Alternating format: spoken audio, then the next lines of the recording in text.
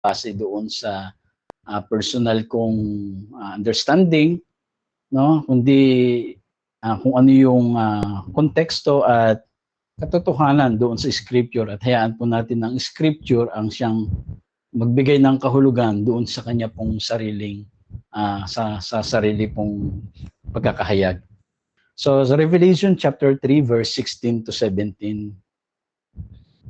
Po, samahan niyo ako, no? Aklat po ng Revelation o Pahayag, chapter 3 verse 16 and 17. Ang sabi ganoon, so because you are lukewarm, neither hot nor cold, I am about to spit you out of my mouth. You say, I am rich, I am acquired wealth, and do not need a thing. But you do not realize that you are wretched, pitiful, poor, blind, and naked. Sa Tagalog daw po, sabi pong ganon, ngunit dahil ikaw ay maligamgam, hindi mainit, ni malamig, isusuka kita. Sinasabi mong ikaw ay mayaman, sagana sa lahat ng bagay, at wala nang kailangan pa, ngunit hindi mo nalalamang ikaw ay kawawa. Kapag kahabag-habag, ikaw ay dukha, bulag, at ikaw ay hubad. So kapag sinabi po yung salitang lukewarm, no po, para sa marami, parang pakiramdam nila ito ay sentensya, no, ng isang hatol na parang nagsasabing hindi ka sapat o kaya hindi ka seryoso sa paglilingkod at posibleng ikaw ay itinataboy ng Diyos, na parang ganun po yung salitang lukewarm. And maybe, no, yun din po ang karamihan siguro, no, na ilagay po sa ating isipan na ang kahulugan. Pero salamat po sa salita ng Diyos, at ang salita rin po ng Panginoon ang siyang nagbubuklat ng kapahayagan doon sa katotohanan ng kanyang salita. So lukewarm po para sa marami parang sentensya siya, no, isang hatol. Na parang kulang ka, hindi ka sapat, hindi ka seryoso, at hindi ka masigasig, parang gano'n. Kaya marami pong Kristiyano ang lumalaki na parang meron pong dalang takot sa talata pong ito. Na parang iniisip nila kapag hindi sila mainit araw-araw, baka isuka na sila ng Panginoon. At dahil dito, no, marami ang napipilitang parang magpanggap na lang, napipilitan na lang na nagpe-perform, napipilitang gawing sukatan ang pagiging ligtas doon sa dami ng ginagawa. No? Mas madami kang ginagawa, pwedeng sabihin mas mainit ka. Pero yung haba ng panalangin, mas mahabang panalangin, pwedeng sabihin mas mainit ka. At yung tindi ng emosyon mo sa Panginoon. So, hindi dahil mahal nila ang Diyos, kundi dahil takot silang malabelan ng lukewarm. So, yun po ang nagiging dulot, no, po ng mali pong interpretasyon, no, ng salita po ng Panginoon. Kaya ang gagawin na lang, kahit na parang nahihirapan na, no, may times na ginagawa nila nalang bagay para lang hindi sila masabing sila ay nanlalamig o nanlalamig po, no, para maligamgam. Pero yun, ang tanong po ay hindi kung gaano tayo kainit. Ang mas mahalagang tanong dito po sa ating pong pinag-uusapan, kung ano ba talaga ang tinutukoy ni Jesus at bakit niya ito sinabi. So madalas kasi, no, madali na lang nating i-apply yung ating narinig dahil yun na lang din po ang sinabi sa atin. Pero kaya nga po, no, napaka-importante na malaya nating hanapin ang katotohanan sa salita po ng Panginoon at hindi po doon sa personal nating understanding. Hindi yung kung ano yung ito yung pahayag sa akin sa verse na to. So, hindi natin ganun dapat po inaaral ang salita ng Diyos. Dapat po kapag inaral ang salita ng Diyos, kung ano yung sinasabi ng salita, hindi po yung ang may papahayag po sa atin kung ano yung revelation ng salita, ng scripture, at hindi yung personal po natin. So, yun po, no? Kaya maraming tao, ganun po ang understanding, no? Kaya ang tanong talaga dito ni Jesus, hindi talaga tinutukoy ni Jesus kung gaano kakainit. Ang tanong niya, ano ba talagang tanong niya dito? Bakit niya ito sinabi? So yun po, no, bakit niya sinabi yun sa church ng Laodicea? So dahil kung mali po yung ating pagkaunawa, ang salita po na dapat magdala ng buhay ay nagiging sandata ngayon ng takot. No? Imbis na yung salita ng Diyos ay maging buhay, parang nagbibigay takot. So kapag binasa mo, tapos nasa panahon ka ng ganong kalagayan, yun din ang narinig mo, parang nagbibigay takot, no? Hindi nagbibigay ng buhay at pag-asa.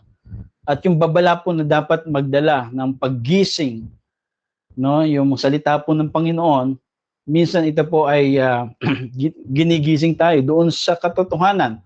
Minsan ay nagiging pader po, no, para tayo po ay humiwalay sa Panginoong Kristo. Kaya ito pong revelation po ay hindi po galit, no, o hindi po galit ng langit, no, itong mga talata pong ito. Ito ay isang mapagmahal na kung saan tinitignan ng Panginoon, hindi niya tayo tinitignan na parang galit siya, no. Tinitignan niya po itong talata pong ito na naipahayag na sulat ay parang diagnosis, na hindi ito deklarasyon na parang tinatanggi tayo ng Panginoon kasi merong sinabing isusuka eh.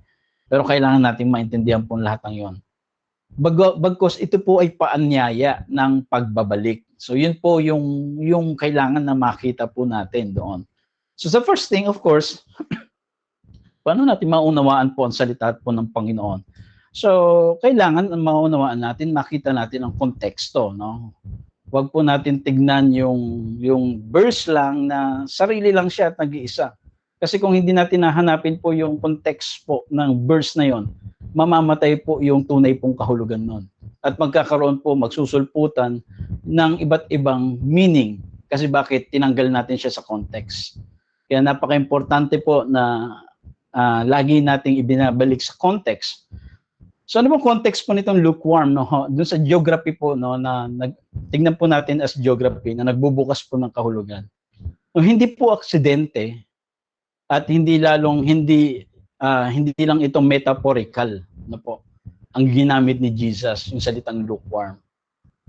No, ang kanya pong wika, yung sinabi niyang ganun, ay nakaugat po ito doon po sa kanilang physical reality ng Laodicea o sa kanilang realidad ng Laodicea. So, ang Laodicea po, ito po ay lungsod na kilala hindi dahil sa sariling yaman ng tubig, kundi dahil sa kawalan po ng source ng tubig. So doon po, no, kilala po ang Laodicea saan wala po silang sariling source ng kanilang tubig. At sa kultura po noon, ang sinauna, ang tubig po ay hindi lamang convenience. No, ito rin po ay source of life. Kaya doon po sa Hierapolis, no, ilang kilometro lamang ang layo, meron pong natural hot spring. No po? Ito po ay bahaging parang itaas po ng kanilang bayan, yung Hierapolis. Ilang kilometro lang po yung layo nito at meron silang natural hot spring. No? So, kung yung ilalagay po natin sa ating pong bansa, ito yung pwede natin siyang ikumpara doon sa Laguna, no, may mga hot springs po diyan. So yung Hierapolis po ay meron pong natural hot springs. Ang mainit po na tubig doon ay may mineral content na ginagamit po para sa pagpapagaling. No, hindi po nila ito iniinom para ma-refresh sila, kundi no, ayun po ay ginagamit nila para sa magkaroon po ng restoration. So meron pong tinatawag na silbi yung init po noon. So may intention yung temperature ng kanilang tubig. So yun po ay nasa itaas po ng Laodicea. At yung Colossus naman po, no, yung Colossus naman po ay meron pong tinatawag namang malamig na source ng kanilang tubig dahil ito po ay nagmumula mismo doon sa bundok. Ito po yung fresh and clear at nagbibigay po ng ginhawa kapag yung sa pagod pong mga katawan pag ito iniinom nila. No, yung kanilang tubig ng Colossus po ay hindi po nagpapagaling tulad ng hot spring ng Hierapolis. Ngunit nagbibigay ito ng lakas, ng refreshment. Kaya may silverin yung lamig po nito. Na parang tayo, di ba? Kapag tayo po ay merong yung pagod, no? Na may ginagawa, na parang ang hinahanap nating inumin yung napakalamig na tubig. No, parang naghahanap tayo ng something na malamig, no? Malamig na juice, malamig na soft drinks, basta malamig. Kasi bakit parang nare-refresh tayo eh. So yun po no, yun po yung kanila pong geography na po. Yung Hierapolis po ay nasa itaas bahagi po ng Laodicea at yung Colossus naman po ay sa baba. Kaya ang Laodicea po ay sa kabila ng kanilang ang bayan po ng Laodicea ay mayaman at maunlad. Pero wala sila pong sariling source ng tubig. Kaya sila po ay umaasa sila doon sa nagdadala po ng tubig papunta sa kanila. No, meron pong pipe no po na from Hierapolis at Colossus na siyang magsusupply ng kanilang tubig. At doon sila umaasa. At dahil po sa haba po ng lugar ng biyahe ng tubig ng tatakbo, yung init na meron po doon sa Hierapolis, pagdating po sa kanila ay nawawala na yung init. At yung lamig naman po ng from Colossus ay pagdating din sa kanila, nawawala na rin yung lamig. Kaya ang dating po ay meron pong nagkakaroon po ng pagdating sa kanila ay maligamgam na. So doon muna natin po sila tignan. Kaya pagdating sa lungsod po, yung tubig po ay hindi na mainit na hindi na mainit na pwedeng gamitin para magpagaling. At hindi na rin siya malamig na pwedeng gamitin, inumin para ma-refresh. Dahil sa mineral deposits po, no, madalas itong kapag ka iniinom ay nakakasuka. So yun po ang kanilang kalagayan, no po. Kaya kapag ininom po nila yon, no, yung pinaggalingan po ng tubig, ito po ay nakakasuka, no? Yun yung kanilang pakiramdam. Kaya ito po ang larawan na ginamit ni Jesus at ang mga taga-Laodicea ay agad po itong naiintindihan. Kaya yun po ang binanggit po, ginamit pong metaphor ni Jesus, no? Kasi alam nila yung ibig sabihin po ng lukewarm. Pag sinabing lukewarm, ito'y talagang hindi mo maiinom, no, maisusuka mo. Kaya hindi po ito about sa theology muna, no, kundi sa karanasan muna nila. No, araw-araw nilang iniinom yung tubig na yon at araw-araw nilang nararanasan yung epekto po ng kawalan po ng source. Wala silang source, sariling source ng tubig, kundi umaasa lang po sila sa dadalhin po ng pipe patungo doon. At pagdating po sa kanila, yun po ay maligamgam. Kaya yung lukewarm po, very, sa kanila po ay nauunawaan po nila yon, no, yung salitang lukewarm, na iintindihan nilang lubos. Kaya yun po yung ginamit ng Panginoon. Kaya nang sabihin po ni Jesus, dahil ikaw ay lukewarm, maligamgam, hindi niya po sinasabi na dahil ikaw ay hindi sapat na magsigasig o ang kanyang sinabi po, meron siyang mas malalim, no? Wala ka na sa tamang, ang pinaka-point niyo po doon ay wala kang na sa tamang pinanggagalingan o wala kang doon sa tamang source. No? Nawa po, nakukuha niyo, no? Yung pinag-uusapan po natin. So yung lukewarm po ay hindi ito spiritual temperature ang issue doon. Yung binabanggit po yung talata pong iyon. No, yung lukewarm, it's not about spiritual temperature yung issue. No, anong issue talaga nila doon? Yung spiritual sourcing. Yun talaga ang issue po doon, yung pinanggagalingan. Kasi nga, gaya ng Laodicea, wala silang sariling source. Na po, kaya pagdating sa kanila ng tubig, maligamgam po yung kanilang tubig. Kaya ang problema po ng Laodicea ay hindi kung gaano sila kainit o hindi sila gaano kalamig. Kundi ang problema po nila ay nasaan nanggagaling ang kanilang buhay. Ang iglesia ay nagiging parang tubig na matagal nang nahiwalay sa pinagmulan. Kaya dahil pa rin, no, dala pa rin po ng anyo, ngunit wala itong kapangyarihan. So ibig sabihin, 'di ba, kapag nawala doon sa source, nag-iiba yung temperature. No, hindi gaya ng Hierapolis, meron silang source, hindi nag-iiba ang temperature ng tubig nila. Mainit sila. Sa Colossus naman, hindi nag-iiba ang temperature nila.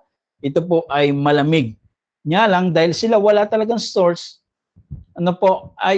nagkakaroon po ng pagbabago po ng temperature ng kanilang tubig. Kaya ang lukewarmness, kung gayon, ay hindi po ito pagiging neutral o yung half-hearted.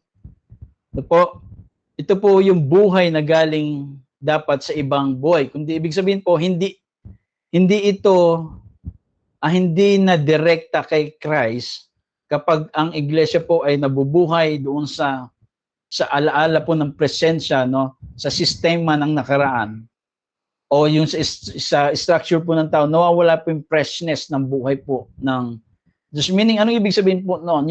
Yung sa grace-based revelation po ito, no? Malinaw po ito na hindi tayo tinawag para maging balance sa pagitan ng init at lamig, no? Tayo po ay tinawag para manatiling nakakabit sa source, no?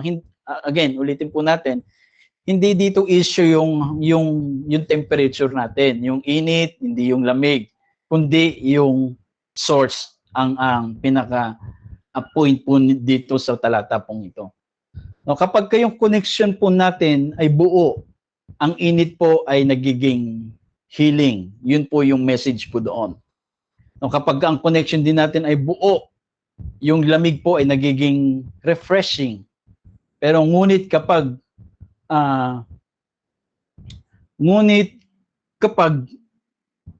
nawala yung connection, no po, kahit gaano pa kaganda yung bagay na ginagawa, ang resulta po ay wala pong buhay po yon.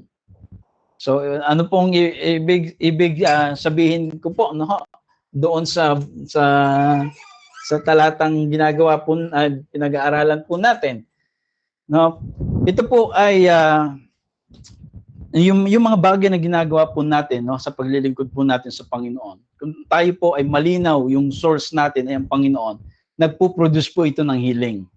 Kapag malinaw sa atin ang connection natin, ang source natin ang Panginoon, nagpo-produce po ito ng refreshing. Pero kapag tayo po ay gumagawa, no po, at naisasantabi na yung awareness natin about Christ, doon po nagkakaroon po ng walang buhay yung ginagawa po natin. So ito po yung dahilan kung bakit sinabi ni Jesus na iluluwa niya o isusukan niya ang lukewarm. Hindi dahil po galit siya, no po, kundi dahil ang isang iglesia na hiwalay sa kanya ay hindi po kayang magdala ng buhay sa iba. Ulitin ko po. No, ito po yung dahilan kung bakit sinabi ni Jesus na iluluwa niya o isusukan niya ang lukewarm. Hindi po dahil galit si Jesus, kundi dahil po ang isang church, no, kasi po ito yung letter sa church ng Laodicea. Kapag ito'y gumagawa ng hiwalay sa kanya, no po, hindi ito magpo-produce po ng life sa iba. Kaya yung geography po ang nagbukas ng kahulugan, no? At ang kahulugan ay malinaw. So hindi intensity ang hanap ni Kristo, kundi yung intimacy sa source. Yun po yung nahanap po niya. Kaya mula pa lamang po doon sa line po na sinabi ni Jesus sa Laodicea, malinaw na ang tinutukoy niya ay isang iglesia po, no? Yung church po ng Laodicea, active po yun eh. Organized, maayos sa panlabas. So active po yung church ng Laodicea, no? Kaya hindi natin pwedeng tignan na nananamlay sila eh, nanlalamig sila kasi sila nga'y active eh. Kaya bakit sa kanilang kabisihan, sa kanilang pagiging active sa church, bakit sinabi ni Jesus na parang isusuka niya yung nanlalamig at pinopoint niya sa Laodicea? Eh sila po'y active sa gawain, no? Hindi sila nanlalamig doon sa gawain. Active po sila, organized po sila, maayos sila sa panlabas. Pero meron silang malalim pong krisis pagdating po sa panloob pong kalagayan. Hindi po niya kinakausap dito ang mga makasalanan na wala pang relasyon sa Panginoon, kundi ang mga taong nandoon na po sa loob ng relasyon po ng Panginoon, doon sa community ng Panginoon. Kaya ito po yung mahalagang kapahayagan ng revelation po dito ng salita ng Panginoon. Ang pinaka mapanganib na itsura o anyo ng spiritual drift, yung para bago malayo ang isang tao, ay nangyayari hindi po sa kawalan po ng religion eh, kundi sa loob meron siyang religion, no? At feeling niya nagtatagumpay siya doon sa loob ng religion. Meaning, yung Laodicea po ay isang mayamang lungsod. They are financially secure. No, they are technologically advanced po sila and self-sufficient po sila. Kaya ang kanila pong kultura po ay naging kanilang theology. No, bakit? Anong ibig sabihin po noon? Dahil akala nila kaya na nila, no, sila po ay gumagawa sa sarili nila dahil sila ay financially secure, advance ang kanilang technology, self-sufficient po sila. Kaya sa halip po na daily bread mentality, nabuo po yung isang we have enough consciousness. Nang ibig sabihin, kapag ang iglesia po ay ang church ay nabubuhay mula sa sarili na nitong sufficiency, unting-unting nawawala yung awareness ng pangangailangan kay Kristo. Sila po, yes, sila po ay may worship sila, may gawain sila, may reputation sila, and may system po ang church ng Laodicea. Kaya hindi sila pinagsabihan ni Jesus dahil sa kasalanan o immoralidad. Sapagkat yung lukewarmness ay hindi ito palagi merong kasamang malinaw na kasalanan. Minsan po, ito po ay spiritual success na wala na si Kristo sa gitna. So yun po yung kaya pinagsasabihan sila ni Jesus na kung saan ito po ay pakiramdam nila they are success na po at yung awareness ng Jesus sa kanilang gitna ay nawawala. So hindi sinabi ni Jesus na tumigil kayo doon sa ginagawa nyo. Ang sinabi niya po ay parang ganito, hindi nyo ba napapansin na hindi na ninyo ako kailangan? Kasi bakit? Ang church po ay gumagana na parang self-sufficient sila dahil naging theology po nila, yung kultura nila, yung kalagayan po nila. They are spiritually, they are financially well doon sa kanila pong sa lugar, wala silang problema, advanced ang technology po nila. No, yun po yung pinanggalingan po nila, kaya nadala po nila sa church. Kaya parang kahit sa church, no, nagiging blessed naman ako dahil meron akong source. No, nawawala na yung Christ, no? Kumbaga parang okay naman yung lahat sa akin kasi meron akong financial maayos ang lahat sa akin may trabaho ko, maayos ang lahat. So parang yung Christ ay nawawala.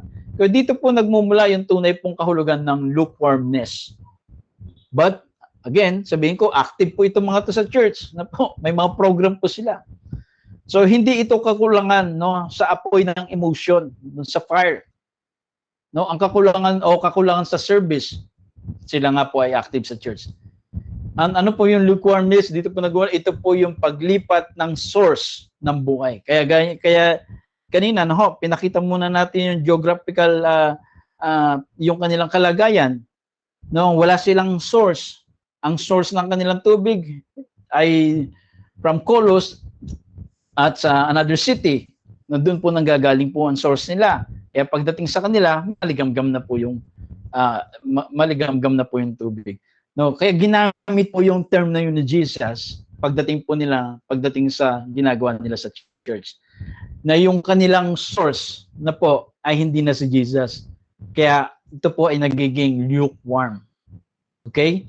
Hindi na doon sa dapat na pinanggagalingan ng source. Kaya ang lukewarmness po, hindi ito kawalan po ng yung pagtsatsaga, pagsisikap, kundi ito yung pagkawala po ng childlike dependence. Hindi na sila nakadepende po kay Christ.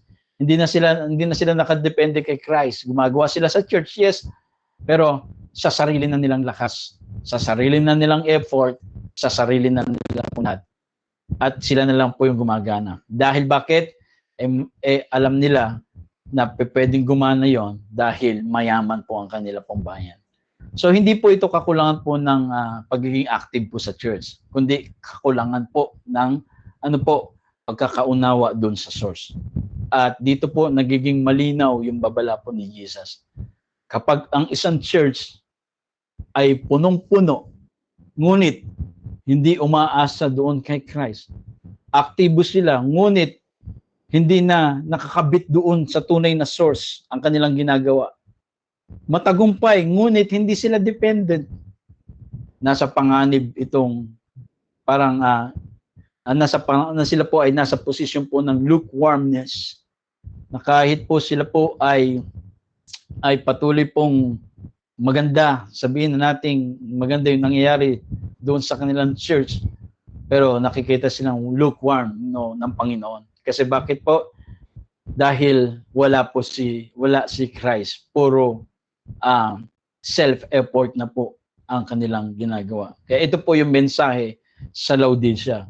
At ito rin po yung mensahe natin, mensahe rin ng Lord sa atin ngayon, no? Na maybe sa buhay po natin, kumusta ho tayo? No? Madalas kasi nating labelan yung isang taong hindi na natin nakikita sa church, hindi nagpa-participate sa church, na parang ilang weeks mo nang hindi nakita, parang sasabihin natin nanlalamig, no? So, kasi yun na rin ay naipasa po sa atin. Pero ang katotohanan pala, pwede pala tayong maging maligamgam na kahit na tayo ay active sa church. Na bakit? Kapag hindi ni si Christ ang sentro ng ginagawa natin. Hindi ni si Christ ang source. No, hindi na si Christ ang source ng salvation mo. Na ang kaligtasan na natin ay kailangan punuin ko ng haba ng panalangin. Kailangan maging active ako sa church. Kailangan marami akong gawin para makita yung kaligtasan para manatili yung kaligtasan sa akin. So, ang source ng kaligtasan is yung ating ginagawa na, yung self-effort na po natin, hindi na si Christ. So kapag ganun po, naisasantabi po yung Christ na po, yung finished work ni Christ. Kaya doon tayo nakikitang lukewarm. Na po, bakit ka binibless ng Lord? Kasi mahaba yung prayer ko eh. Kasi nagbibigay ako sa church eh. Nasaan na si Christ po pagdating doon. So hindi po, no? Kaya tayo may mga blessing, it's all about yung source natin, walang iba kundi ang Panginoon. Na po, na ang pagpapala ng Panginoon, siya ang nagbibigay, siya ang nagpo-provide sa atin. Bakit tayo nagkakaroon minsan ng magagandang bagay? Hindi dahil magaling po tayo, no?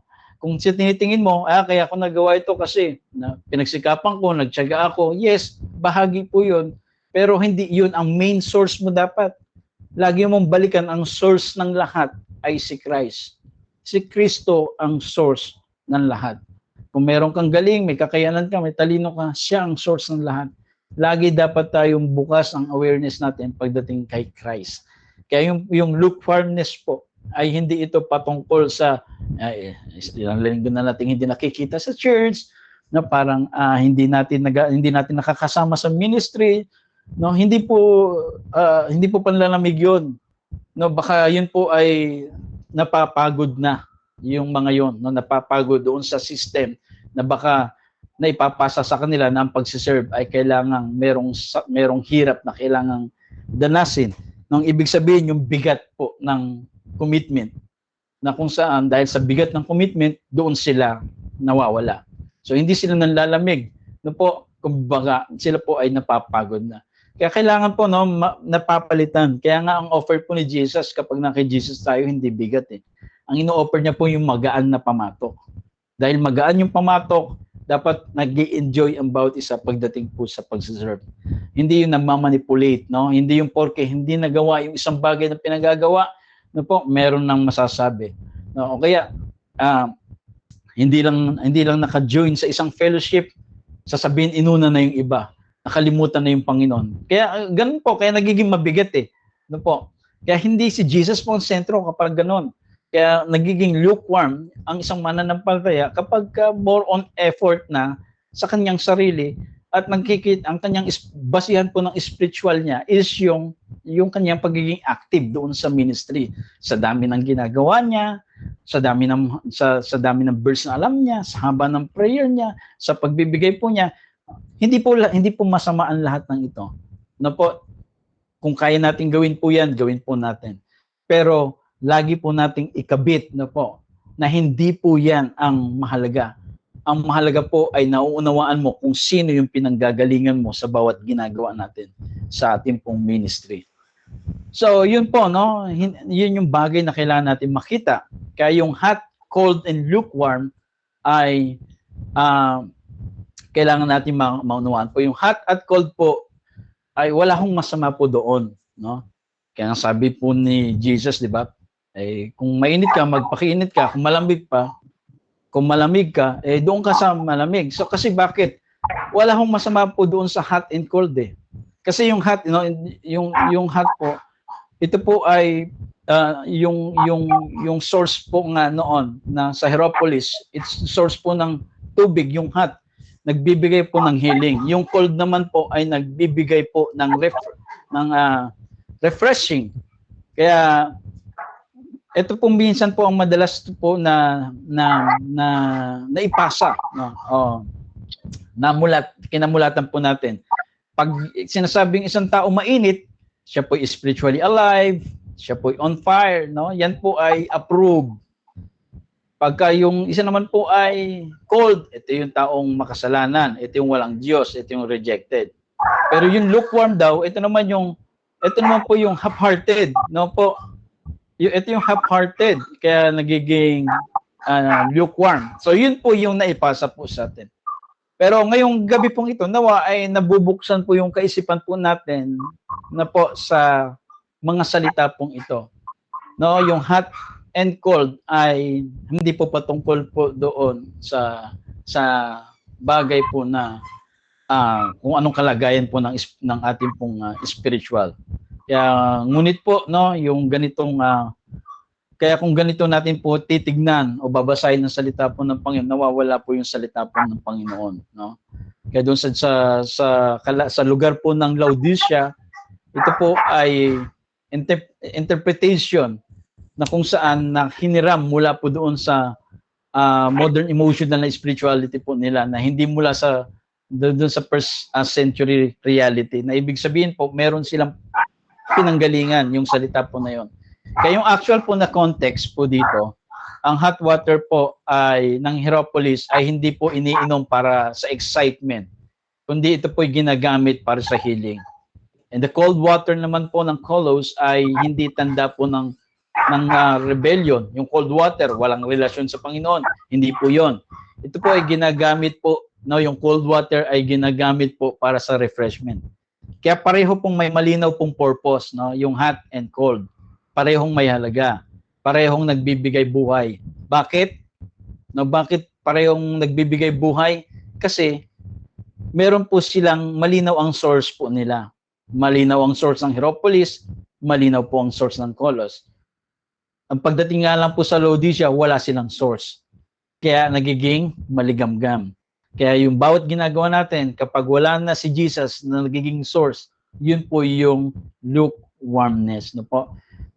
Kaya yun po yung kailangan natin maunawaan. Kaya nang sabihin po ni Jesus, 'di ba?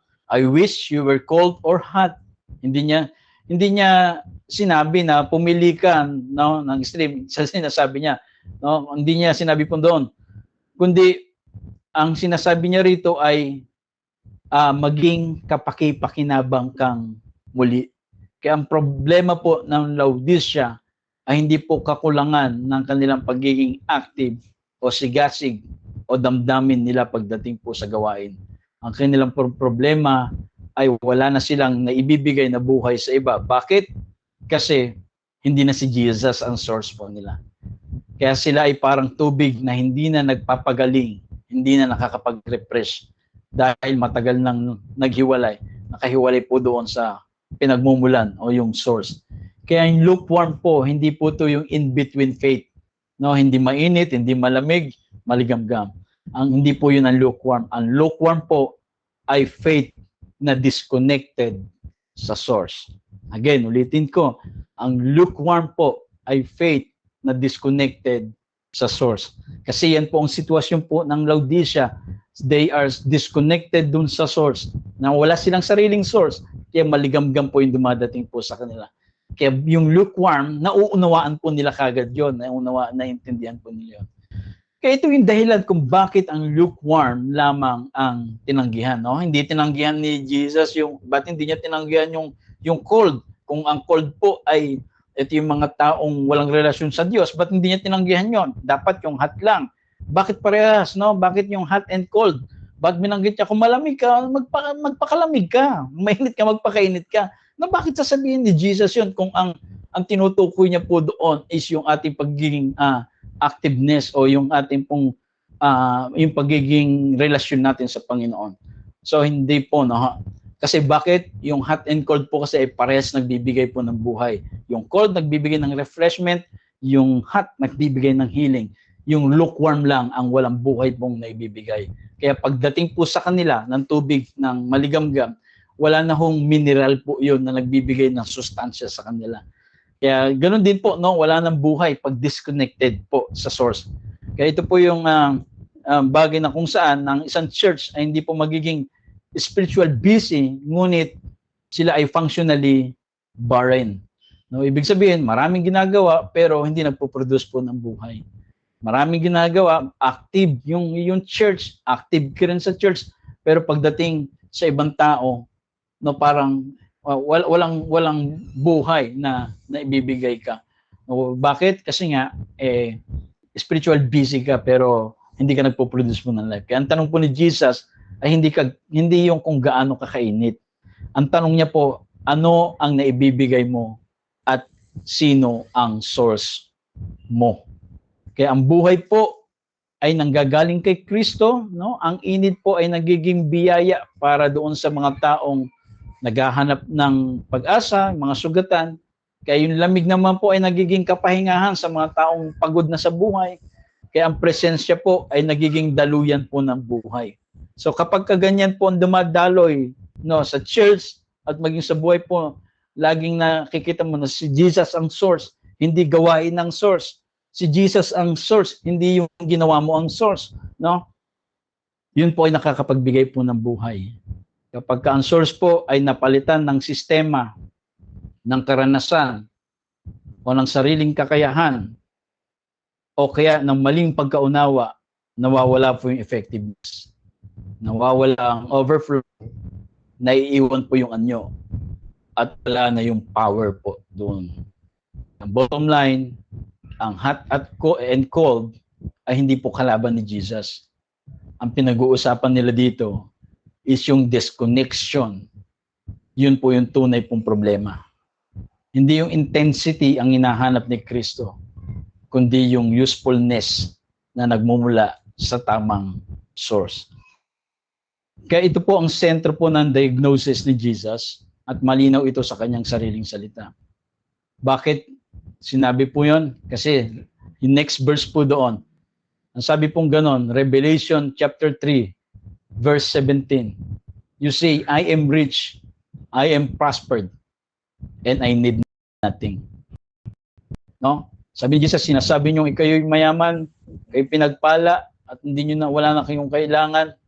Hindi ito yung pahayag po ng kaya yung lukewarmness po hindi paghayag ng pagtalikod, kundi ito po yung pagpapahayag po na kung saan hindi na natin nagiging kailangan ng Panginoon. So yun po, no, yung ating buhay, yun yung bagay na natin makita. Okay. Ang Laodicea po ay hindi anti-God, no? Hindi sila anti-God. No, gumagawa nga sila may church nga sila, nagsiserve sila, nagmi-ministry sila. Pero yung kanilang source hindi na nga si Christ. No, yung kanilang sarili na. Ibig sabihin nga, gaya na sinabi ko kanina, they are blessed kasi sa sarili nila yon. No, dahil pinagpala sila, nagiging successful sila kasi dahil sa kanila rin. Parang ganun po yung kanilang ginagawa at nakalimutan na nila na ang lahat ng source ay si Christ. Maybe ganun din sa buhay po natin.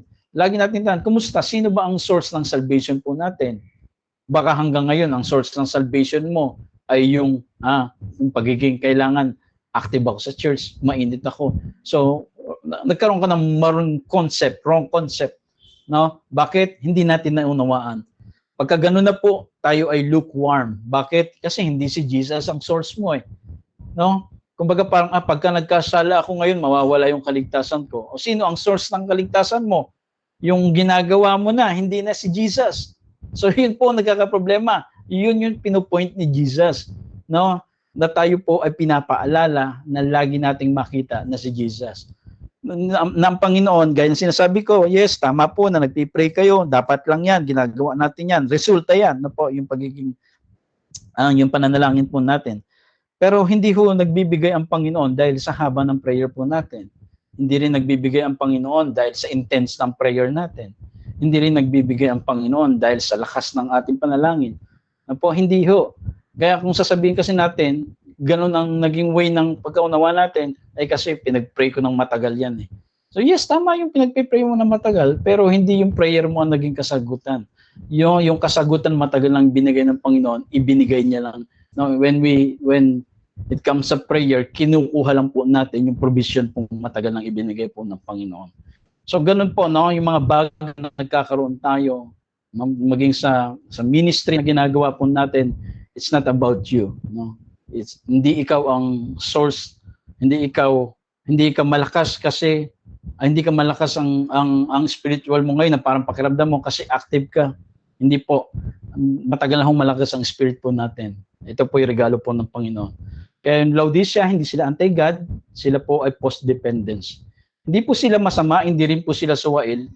Sila lang po ay naging komportable doon sa bagay na kanilang ginagawa. Yung pagiging comfort po ang pinaka-effective pong para maging dahilan para ma-set aside po yung tunay pong source. Kapag ang success po ang nagiging pinanggagalingan ng security, kapag yung system ang nagiging kapalit po ng presensya, no? Kapag ang kakayahan ay nagiging kapantay ng biyaya, unti-unti pong umihina po yung puso po, yung pagiging sensitive ng puso po natin. So hindi ka biglang tumitigil manalangin, hindi ka kagad nawawala ng pananampalataya, pero dahan-dahan nawawala ang depression mo. So kapag wala na yon, no, tayo po ay wala na ring expectancy. Kapag wala na yung expectancy, wala na tayong hunger. Kapag wala ka ng hunger, nananatili ka na saan yung walang buhay. Kaya po ganun po nangyari sa iba, pero hindi sila lukewarm. Ito ang trahedya po ng Laodicea. Mayaman sila sa mundo, mata ng mundo, but they are poor sa awareness of need na kailangan nila si Kristo. Buong-buo ang kanilang structure, ngunit hiwalay po ang kanilang source o ang kanilang pinanggagalingan. No, ito po ang kabaliktaran po ng lukewarmness ay hindi po mas matinding effort, kundi bumalik ka sa pagiging dependent natin sa Panginoon. Hindi ka nagiging masama kapag ikaw ay self-sufficient. Nagiging manhid ka. So yun po ang katotohanan. At ang manhid na puso po ay hindi nasasaktan. At hindi rin ito nabubuhay. Kaya walang buhay po yun. No, kita nyo, no? Sabi po doon, I will spit you out. Bakit sinabi ni Jesus yun? No? Isusuka kita. Na para bang kapag binasa po natin yung pahayag na yun, I will spit you out, madalas itong inuunawa na dismayado ang Panginoon, galit ang Diyos, o ito yung final rejection ng Panginoon. Pero kung ngunit, kapag ibinalik natin yung salitang ginagamit yung konteksto ng tubig ng Laodicea at karakter ni Christ, ibang larawan po yung lumilitaw. Yung salitang ginamit po sa Griego, no po, yung emeo, no, yung isusuka, yung spit, ito po ay isang physical natawag pong term na ginagamit kapag ang katawan po ay hindi na tumatanggap ng isang halo na hindi natural. Siguro may mga pagkakataon kayong ganyan, ha? May mga iniinom kayo na hindi nyo malunok at naisusuka nyo. Hindi dahil sa ayaw nyo, kundi hindi nyo matanggap. Hindi kayang tanggapin na po ng inyong katawan. Kapag kapag tinatanggihan yung isang taong minamahal, ito po yung reaksyon ng mixture at hindi sa identity. No? Yun po yung konteksto po ng Laodicea, malinaw po ang larawan ng kanilang tubig po ay halo-halong mineral. Hindi na ito pure. Hindi ito diretso mula sa source. Dahil bakit? Nagmi-mix po yun yung kanilang source. At dahil dito, ang katawan po ay kusang tinatanggihan ito. Kaya nang gamitin ni Jesus ang salitang ito, hindi niya sinasabing ayoko sa inyo. Hindi niya rin ang sinasabi niya dito ay hindi ko maaaring lunukin ang ganitong uri ng klase ng inyong buhay. So yun po yun. No, hindi ito pagtaboy ng tao, kundi pagtanggi dun sa uri ng kanilang spiritual mixture na ikaw ay nabubuhay ka. Ngayon tayo ay nasa New Covenant, pero ang ating pong ang ginagawa po, ang ating pong isip ay nandun pa rin sa old setup, old covenant na po, na set up. So nagkakaroon po ng mixture. Yung bagay po na yun, sinusubukan pagsamahin. Yes, dahil sa biyaya ng Panginoon, tayo naligtas. Alam natin pare-pares yun. Pero yung merong iba po no, na kailangan gawin ko pa rin ito para magpatuloy yung kaligtasan. Mixture na po yun. No, hindi na si Jesus ang source. Ang source ng kaligtasan lagi ang Panginoon. Resulta lang yung ginagawa po natin. Kaya yun po yung ating pong kailangan makita. Kaya hindi po ito kailangan maghalo. Hindi dahil galit ang Panginoon, ayaw niyang tanggapin yung spiritual mixture. Dahil bakit? Hindi siya ang source eh. Kaya yung grace at self-rule, dahil ang grace po ay tumatanggal, now ang self-rule naman po ay kumokontrol. Yung intimacy at independence. Yung intimacy po nakabatay po, no, kailangan ko si Christ. Yung independence po nakabatay, ako nang bahala dito, kaya ko nang gawin yung bagay na to. So yun po yung kabaliktaran po ito. Kaya hindi ito yung pag sinabing si Jesus na isusuka kita, hindi po ito usapin ng galit. No? Minsan ginagawang panakot pa sa church eh. O baka sa kakilala nyo, minsan pinananakot nyo pa. No, baka pagdating ng panahon, isuka ka ng Diyos. No, hindi ganoon. Pag nakigad ka na, wala na nga makapaghihiwalay sa iyo eh. I-empower natin, encourage po natin yung tao. Huwag nating itakot, bigay yung panakot na yon. Dahil ma-out of context po tayo doon. Kaya ang buhay po ng Diyos ay hindi po kayang i-process po sa sistema na mayroon pong halong tiwala sa sarili. Dapat fully tayo po ang tiwala natin kay Christ. Kaya lahat ng gagawin natin, resulta ng lubos natin pagtitiwala sa Panginoon. Kaya yung kaligtasan natin kay Kristo nagmula, biyaya ng Panginoon. Lahat ng ginagawa mo, resulta ng biyaya ng kaligtasan ng Panginoon. Hindi yun ang paghuhugutan mo. No? Hindi yun natigil ka lang sa panalangin, nahinto ka sa pagbabasa, nahinto ka minsan sa, nawalan ka ng time minsan maka-attend, parang pakiramdam mo, anytime mapuputol yung kaligtasan. So yun po ay mixture. Bakit? Hindi na si Jesus, hindi ka na nakadepende kay Jesus, nakadepende ka na doon based sa ginagawa mo. So yun po yung kailangan natin pong makita.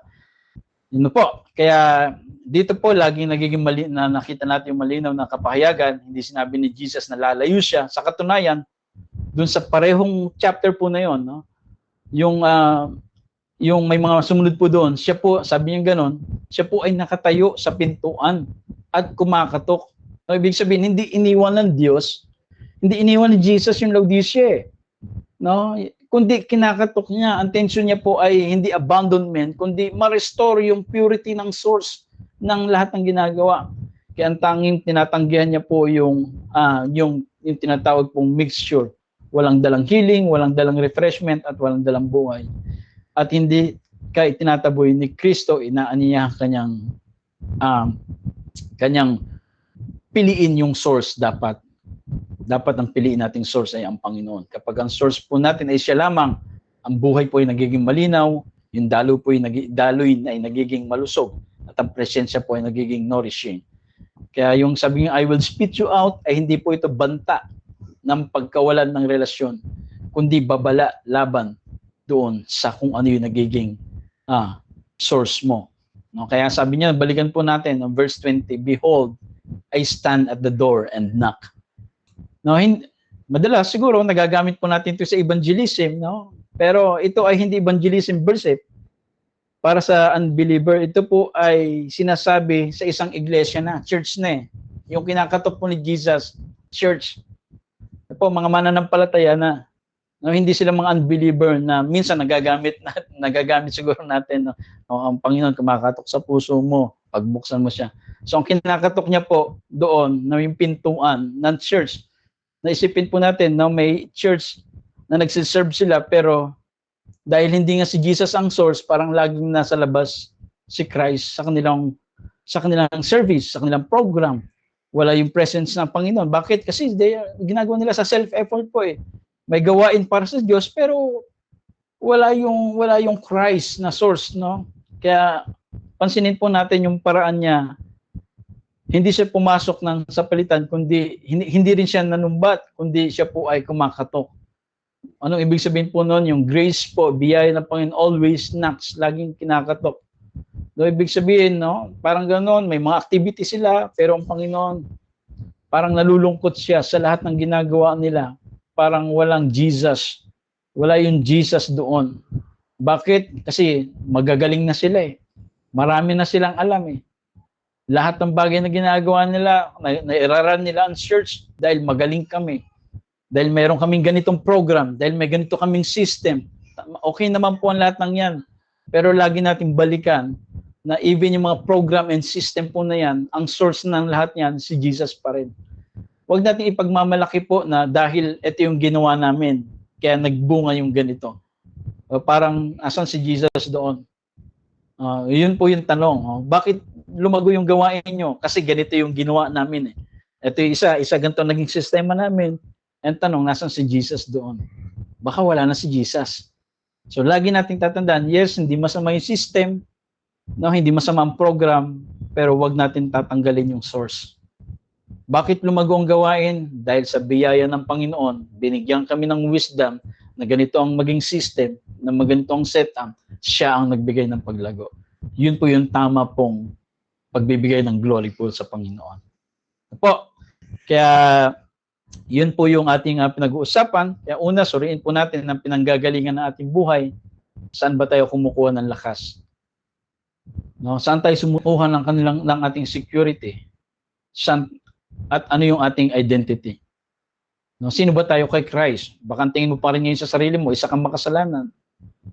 Baka tingin mo pa rin sa sarili mo, hindi ka pa rin karapat-dapat kahit Christian o mananampalataya ka na.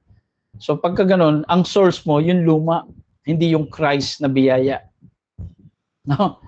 Hindi ako karapat-dapat sa Panginoon. Parang every time na nagpipray ka, kumusta? Nagmamakaawa ka ba sa Diyos?